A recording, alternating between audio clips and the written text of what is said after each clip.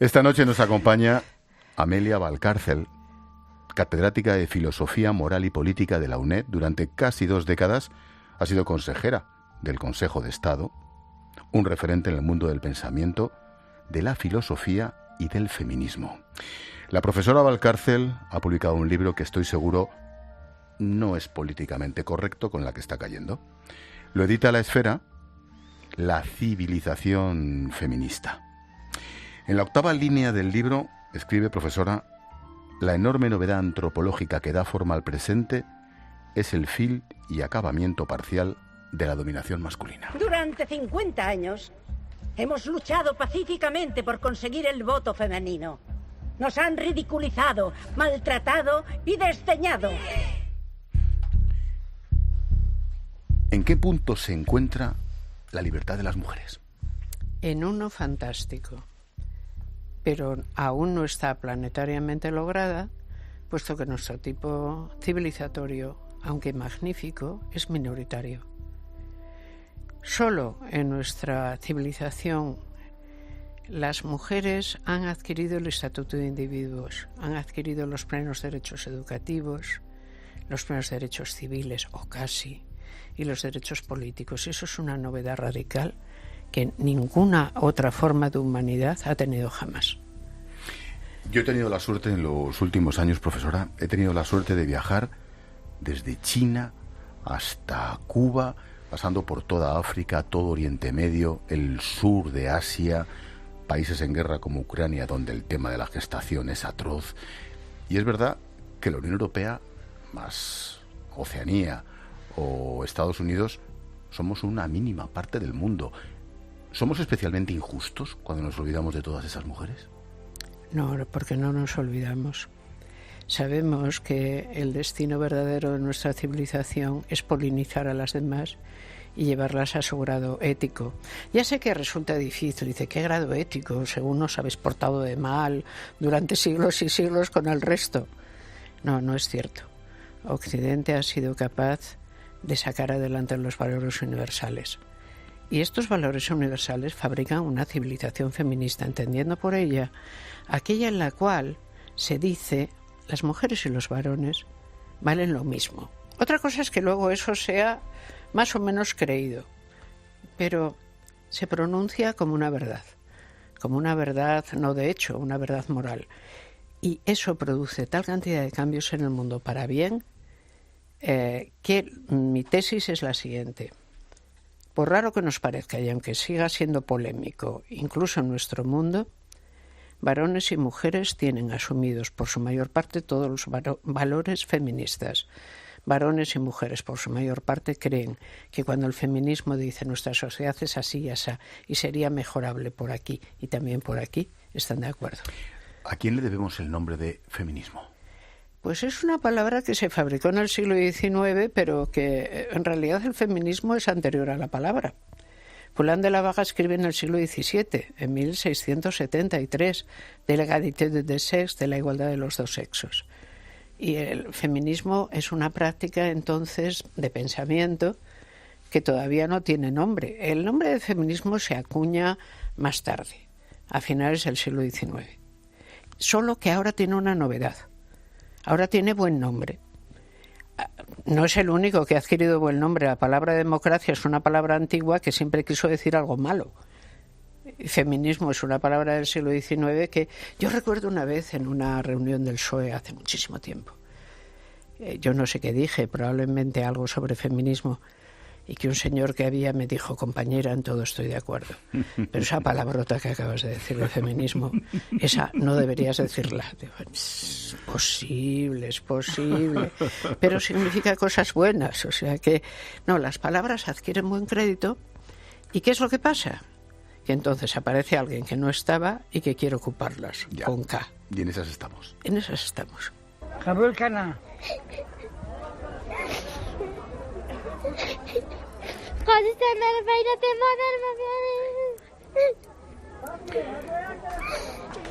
Es el llanto de una niña que acaba de ser vendida a un anciano talibán en Afganistán. Yo he visto eso en el Chad, yo he visto eso en Irak. En este caso es en Afganistán, que es algo así como el colmo del infierno. ¿A qué libertades elementales y mínimas de las mujeres se refiere, profesora, cuando se habla de feminismo? La libertad de que no te casen, la libertad de... La libertad de que no te casen, la libertad de que puedas nacer, que no suceda el feticidio femenino que sucede en India y China, donde hay un déficit simplemente de mujeres porque nadie quiere tener una hija en primer lugar. La libertad de que no te den menos de comer, que no te maltraten por ser mujer, que no te callen por ser mujer, que no te maleduquen por ser mujer. La condición subordinada de las mujeres, si decimos subordinada, parece que decimos algo suave. Hay que contemplarla y tenerla delante para ver qué tipo de vergüenza para la humanidad es que las mujeres hayan sido el sexo segundo, lo cual ha querido decir el sexo humillado, el sexo violentado, el sexo que no vale nada. Cuando una parte de la humanidad no vale nada para la otra tampoco vale nada.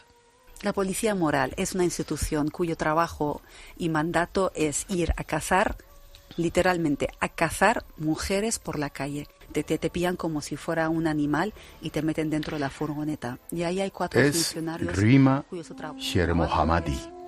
Es una abogada que ahora trabaja como traductora aquí en España, colabora con la Organización Internacional para las Migraciones de Naciones Unidas. Nos contó la revuelta, el levantamiento femenino universitario en Irán de hace unos meses, que continúa siendo aplastado. En parte ya hemos hablado de ello al principio de esta conversación, profesora Valcárcel, pero ¿el feminismo ha ido de la mano del avance de la humanidad? Absolutamente. La manera en que la humanidad tiene de volverse humana es reconocer en sí la dignidad humana a ambos los sexos, los dos. Pero, a ver, las fuerzas que propician el pasado, porque pensemos, Irán no era así hace 40 años. Se puede volver atrás. Y lo que tenemos en Irán no es una especie de cosa horrible que haya, no. Es una involución política que ha cargado sobre las espaldas de las mujeres. Una sociedad no se atrevió a vivir el presente, prefirió escapar hacia atrás, prefirió ponerse en manos de los elementos religiosos involucionistas. Eso no es lo que pasa en Occidente, pero a todas las y los occidentales nos importa. Debería y debe, porque no puede ser, o sea, el mundo nuevo se logra en todas partes o no se logra. El feminismo es un internacionalismo. Qué bueno. Nos acompaña Amelia Valcárcel, catedrática, referente de filosofía moral y política. Ha publicado La civilización feminista, que edita La Esfera de los Libros. Veamos el feminismo a través de la historia. Profesora, por ejemplo, Adán y la ley por la que debía gobernarse. De todo árbol del vergel puedes comer libremente, mas del árbol de la ciencia del bien y del mal no comerás, porque el día en que comas de él morirás sin remedio. ¿Qué finalidad tiene la ley y cuál es la relación de la ley con la razón? La ley nos hace humanos, pero no todas las leyes humanizan lo mismo. El camino de la humanidad es largo y probablemente nos queda mucho camino por delante si la cosa va bien. La primera ley, esta ley que has citado, Ángel, del Génesis, en el fondo no es tan antigua. Probablemente fue puesta por escrito después de la cautividad de Babilonia. Esto es, a la vez que Platón más o menos ponía por escrito lo suyo. Somos una cultura, una enorme cultura occidente que tiene 2 raíces, la griega y la cristiana.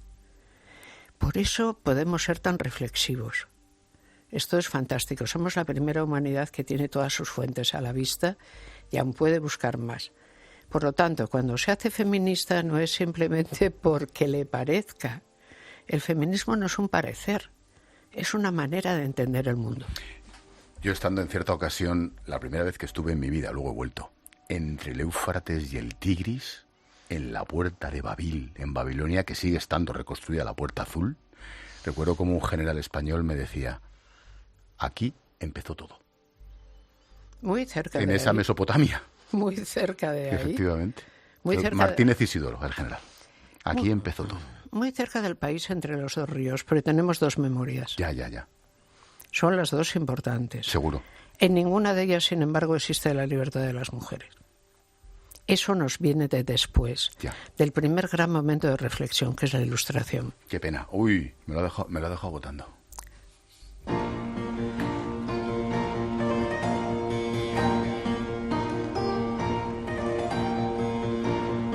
Nos encontramos en plena Ilustración, de aquí el clavicémbalo, creo que suena más o menos.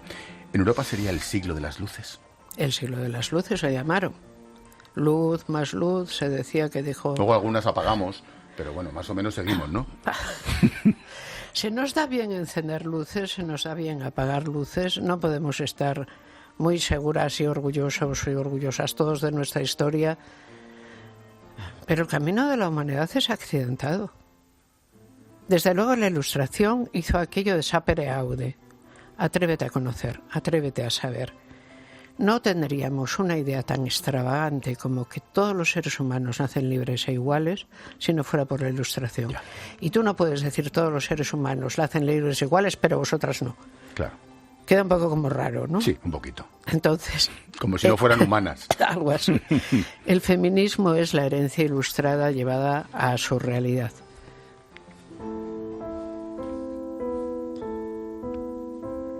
We stand today at the threshold of a great event, both in the life of the United Nations and in the life of mankind.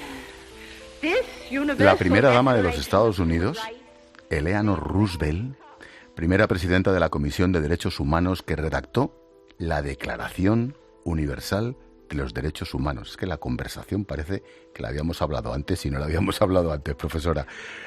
¿Qué es el sexo? Eleanor Roosevelt en 1948 hizo la primera gran declaración y además esa declaración no se hubiera hecho si ella no hubiera echado toda la fuerza de la que todavía disponía como viuda de Roosevelt para que la declaración se hiciera, porque nadie quería hacerla. Qué valor, ¿eh?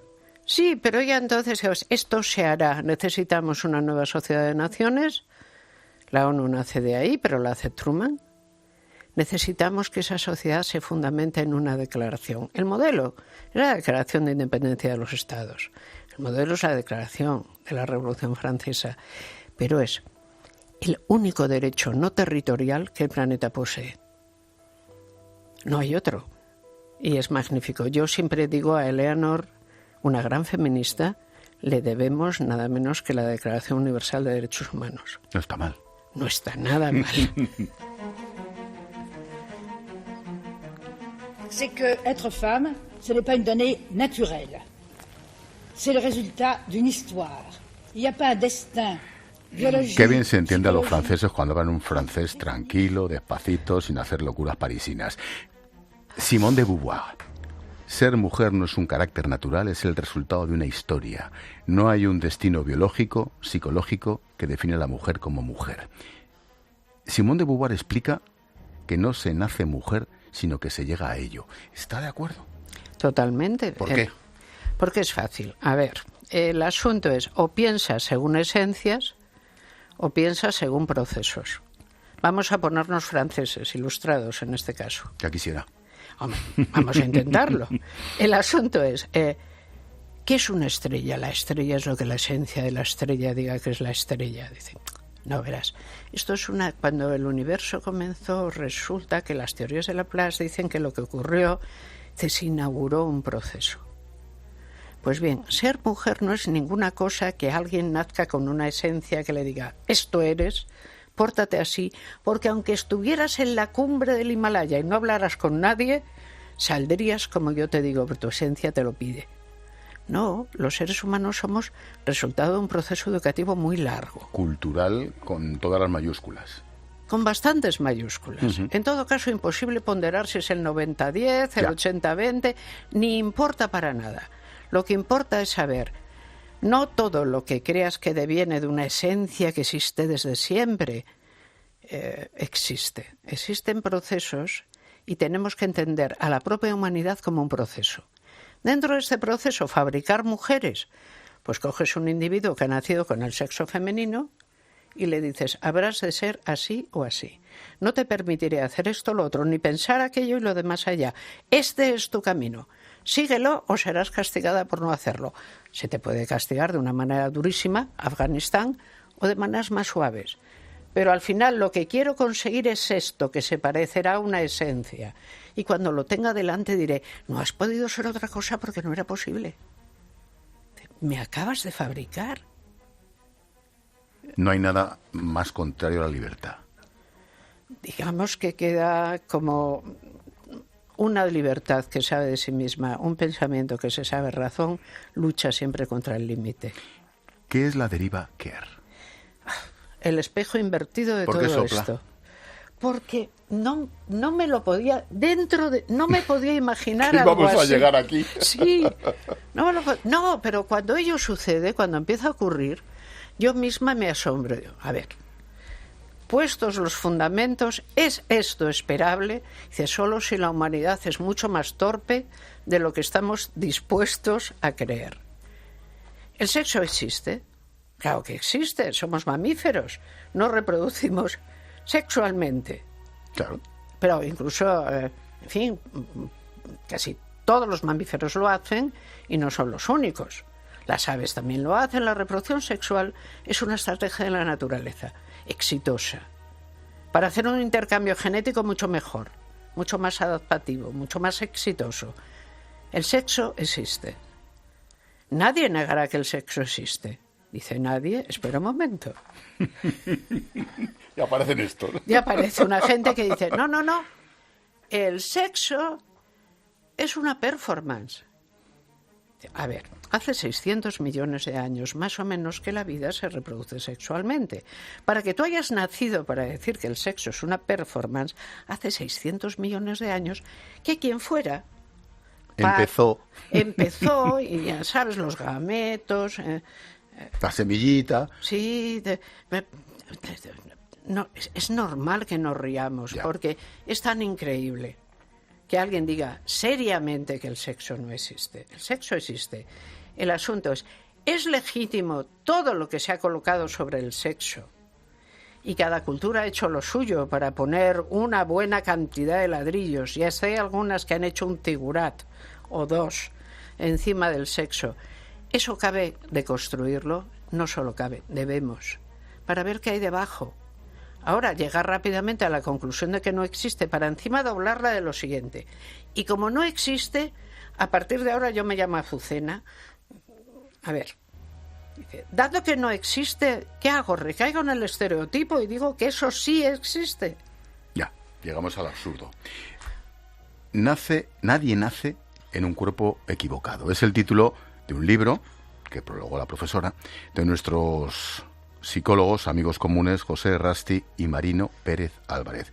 Un trabajo que nos presentaron aquí, en esta linterna. Esto nos decía el profesor Errasti. Se ha ido creando una subcultura relacionada con las ideas de que el sexo se puede elegir libremente, de que el sexo es un acto voluntario, de que uno puede cambiar de sexo a voluntad, de que el deseo, ¿verdad?, o aquello que la persona quisiera ser tiene más fuerza que lo que realmente y materialmente es.